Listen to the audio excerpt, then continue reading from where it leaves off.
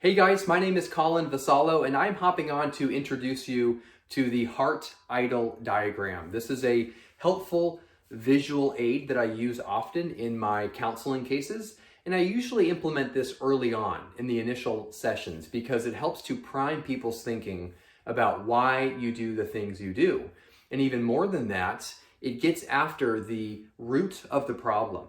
And if we can identify the source of our problems, we can also identify the solution to them as well. And so this is a good visual aid. It's simple. It's not meant to be complex. Obviously, as a counselor, you need to have a vast understanding of emotions and behavioral issues. But when it comes to presenting this material to your counselee, it needs to be done in a way that's understandable and that's not overly detailed. This is a simplistic way to do that.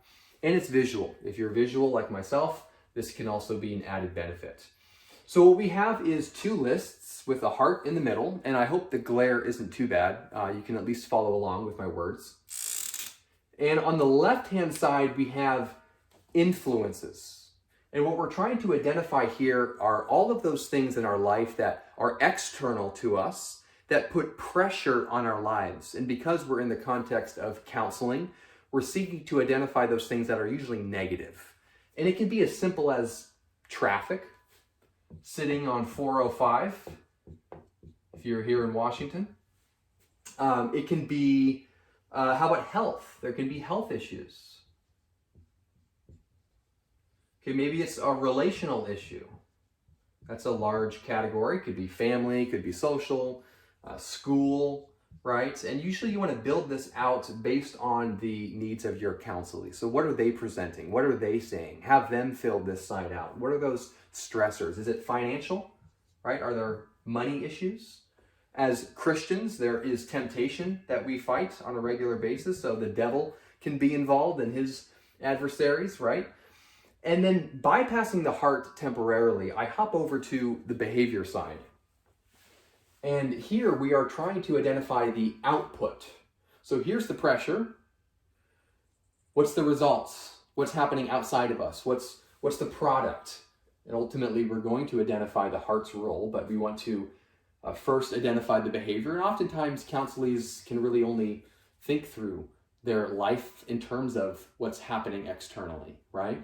And so here I try to grasp the verbal force of our actions by getting ing words.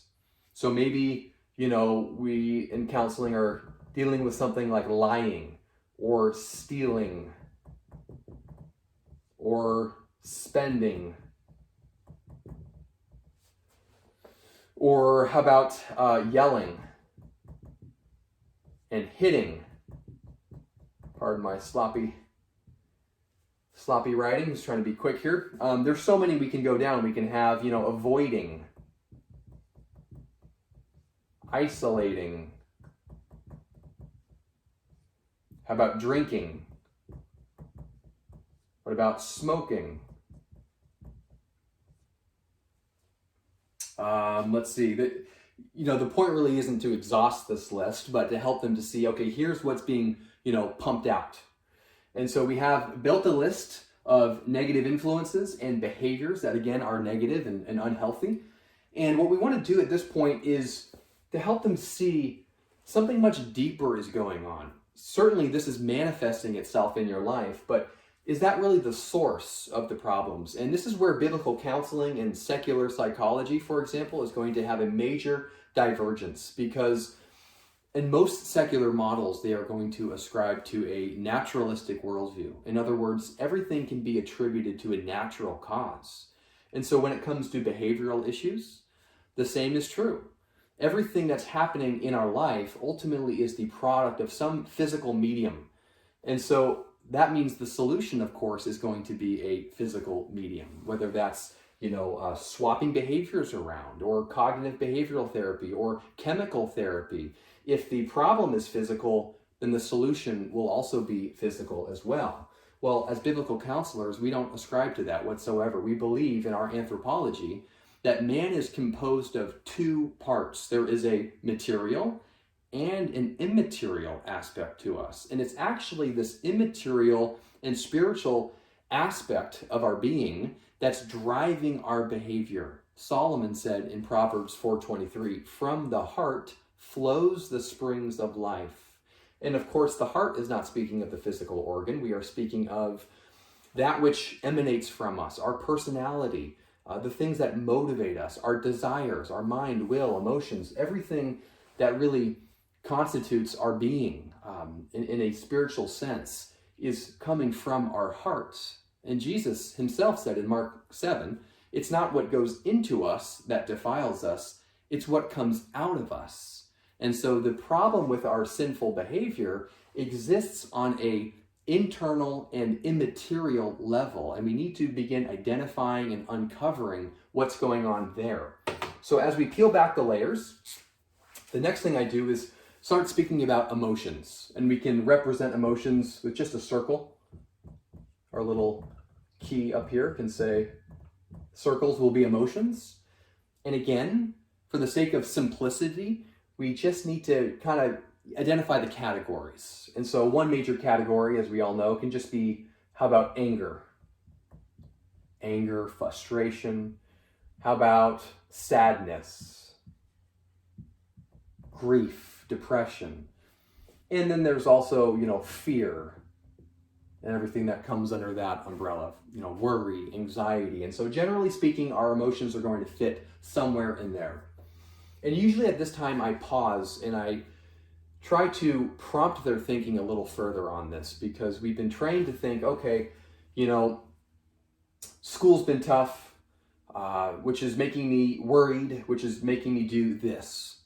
Well, is that all that's going on? Is there another layer that we might be missing? And I would argue yes. I would say that even emotions in and of themselves are not inherently sinful or righteous. Why do I say that? Well, because even in terms of counseling, I'm not seeking to suppress these things per se. Fear, for example. When I walk up to the edge of a cliff, it's fear that tells me not to take another step. Spiritually speaking, a fear of the Lord is the beginning of wisdom. That's a good thing. There is such thing as righteous anger. Of course, I don't think we ever have that in the purest form, but we could have righteous indignation.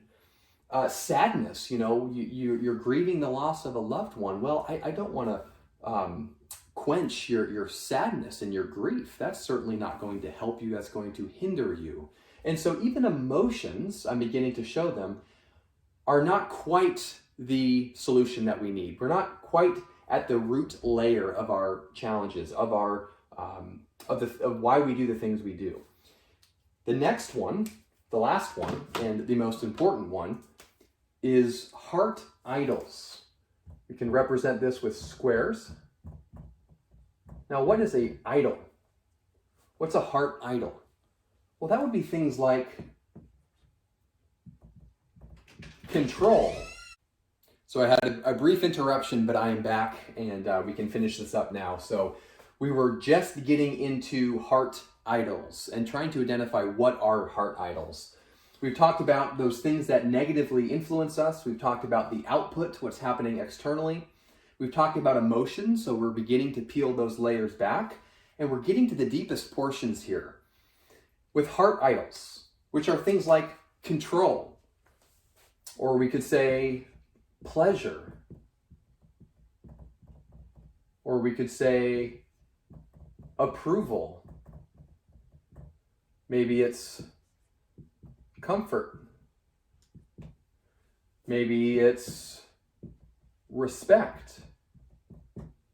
Maybe it's security. There are many others, but again, you're starting to get the idea. We are getting at the deepest layers here and identifying that which is driving us, that which is motivating us. And the emotions, in this case, can really be pictured as a check engine light on the dash of a car, right? The dashboard, it's blinking at us. The emotions, I'm worried, or I'm sad, or I'm angry. Well, that's indicating something's wrong, okay? And we need to go even deeper to see what's triggering that, what's motivating the emotions that are ultimately motivating our behavior. This is the progression. This makes a lot more sense when we begin to think about it practically. And so I would ask a counselee, when you started to feel angry, or when you began yelling and hitting, what things, what desires were not being fulfilled? Or perhaps you could say, what were you wanting that you were not getting? Well, maybe it's respect. That makes a lot more sense than just anger. Anger doesn't just come out of nowhere. You know, my wife was coming home, or I came home and my wife said, oh, you need to do the dishes. I had a long day. I felt disrespected, which made me angry, which made me yell. Okay, now we're starting to identify the sequence. And so this chart up to this point is helpful in identifying what is going on in our life. What are the factors? What's driving us? What's motivating us? And we can start to begin extrapolating on the solutions. And ultimately, your whole time in counseling is going to consist of adding tools and helping your counselees with resources to combat these things. But this is just a conversation starter. It's certainly something, again, that I do early on and lays a good foundation for why we do the things we do.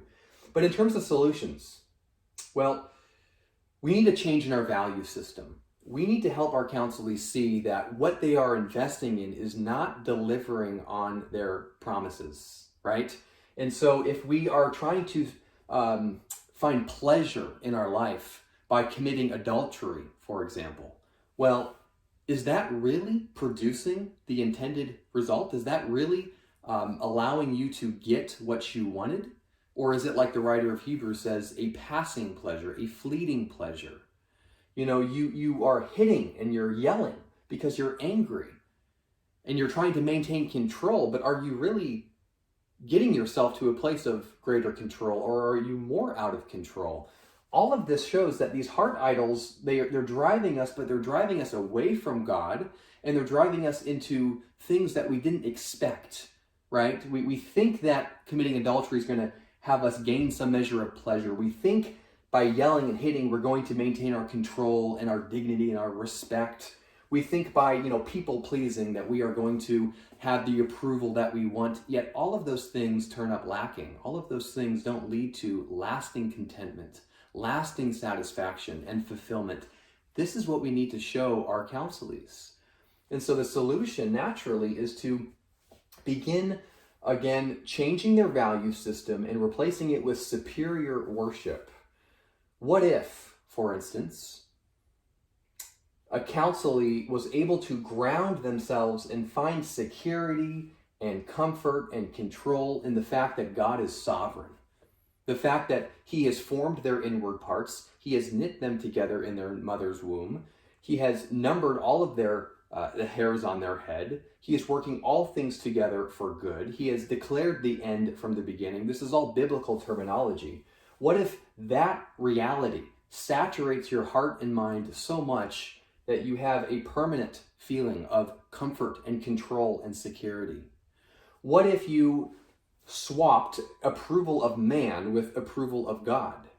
What if instead of placing your demands on others for them to meet what you need and for them to serve you, you said, I'm going to serve God and I'm going to seek His approval? And you're speaking of one who's already removed you from all condemnation, who has brought you into union with His Son, who has saved you, who is preserving you. There's already a great deal of approval and comfort that should come from that. And now you get to live your life out of gratitude and thanksgiving to Him. What a freeing experience that is. The drive to find approval in other people has failed you up until this point because they are fallen, they are inconsistent, they don't love you unconditionally, but God does. So why are you pursuing approval of man when you can be and should be pursuing approval of God? Helping them to see that these heart idols are damaging to them and that in some cases they just need to be eradicated, like finding pleasure in pornography or adultery. That just needs to be cut out. Others need to be reprioritized. Maybe you have a counselee who says, well, I want my wife to respect me. I want my children to respect me. Well, I don't go and say, you need to shut that down. I say, that's a good desire. I approve of that desire. I think that's a good thing, but are you willing to sin to get it?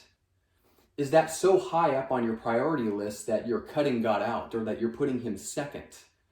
Are you concerned about their response more than your response?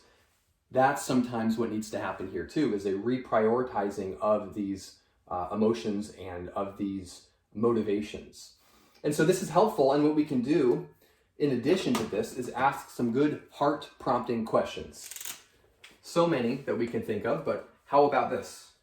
I have the right to blank. I will sin in order to get blank. I must have blank. I need blank. I want blank. All of this helps to prompt the hearts and fill things in properly, because whatever we plug in here is going to be a heart idol. That's why these questions are constructed this way. For instance, I have the right to avoiding. That doesn't make a whole lot of sense. I will sin in order to get fear. That doesn't make a whole lot of sense. But what about this? I have the right to pleasure. I will sin in order to get control. I must have respect. I need approval. I want comfort. See, now we're getting somewhere. Now we are identifying those things that really are driving us. Again, I can't emphasize that enough. It's on this level that we identify why we do the things we do. And once that's in place, we can start to make the proper changes. We don't just want to swap behaviors. Okay, we want to replace heart idols. As Ephesians 4 would say, we want to find those things that we need to put off. We want to be transformed in the renewal of our mind and spirit, and we need to be putting on that which is righteous. This is a helpful chart to begin that conversation. I'll also mention, I don't want this video to be too long, but I will also mention that usually at this point, after we've discussed this in our counseling session, I will erase what we have relating to their case, and I will draw up another one with the life of Christ plugged in. And so for here on the influences, I'm drawing things from the life of Christ, and I'm thinking about those things that he struggled with to a far greater extent than we ever would, but certainly something that can relate to us. He had relational challenges. You want to talk about temptation? He was tempted by the devil himself to the fullest extent. He was physically beat. He was betrayed. You see, and so we start to have those same things on this left-hand column that are putting pressure on his life. Yet what do we read? Hebrews 4:15. We do not have a high priest who is unable to sympathize with us in our weaknesses, but one who in every way was tempted as we are, yet without sin. So the behavior side, righteousness, sinlessness. Why is that? Well, it's because he didn't filter it through a sinful heart. Well, he still had emotions. That's right. He further demonstrated that emotions in and of themselves weren't the issue. Jesus felt angry. Jesus was fearful of drinking the Father's wrath, right? The cup of the Father's wrath. Jesus was sad when Lazarus died. You know, he had righteous indignation. But those emotions weren't the issue, and they certainly weren't sinful in his case. What he didn't have were heart idols. He didn't have things that were driving him away from the will of God. No, he was under the perfect submission of the Father and the power of the Holy Spirit, which helped him to produce sinless behavior. Now, of course, all of this is taking place in the context of the incarnation.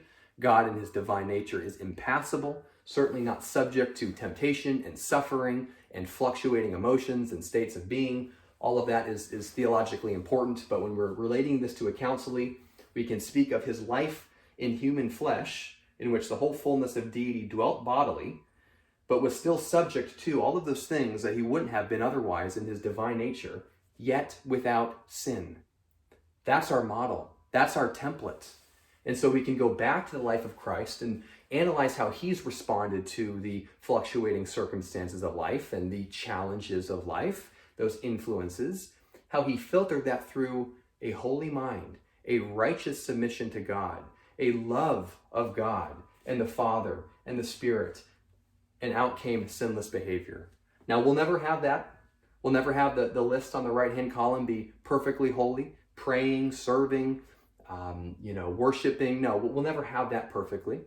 But what we will be able to do is strive for that and begin seeing changes in our behavior when we see changes in our heart. That's the goal. This is the heart idol diagram, and this is what I use in almost every single case to help relay these points early on to a counseling. I hope this has helped.